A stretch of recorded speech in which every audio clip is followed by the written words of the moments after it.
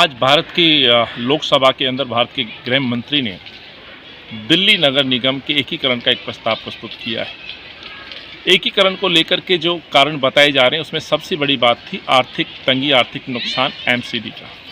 सवाल ये उठता है जब इस मसौदे पर हम नज़र डालते हैं, इस बिल के ऊपर नज़र डालते हैं, तो कहीं पे भी इस आर्थिक नुकसान की भरपाई करते हुए सरकार नहीं दिख रही है। यह नहीं बताया जा रहा है कि एमसीडी यदि नुकसान में होगी तो उसकी पूर्ति कैसे होगी। वर्तमान में यदि हम खर्चे और इनकम को जोड़ें एमसीडी के, तो उसके बावजूद भी मैक्सिमम जो कॉरपोरेशन के खर्चे हैं उसमें से 70% की ही हम ये कह सकते हैं कि 70% ही उसका रेवेन्यू जनरेट कर पा रहा है, यानी कि 30% रेवेन्यू अभी भी शॉर्ट रहेगा।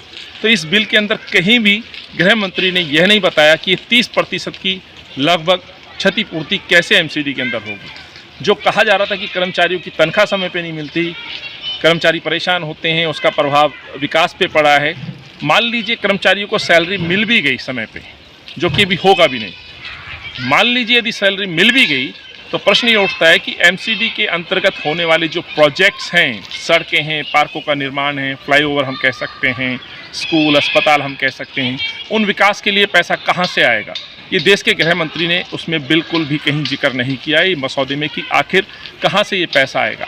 तो जो नीयत है वो साफ दिखती है। अपनी हार को टालने के लिए जिस तरह से देश के गृह मंत्री और भाजपा ने साजिश रची है, जल्दबाजी में जिस तरह से मसौदा प्रस्तुत किया गया है, उसमें एमसीडी की इनकम के सोर्स को नहीं बताया गया है।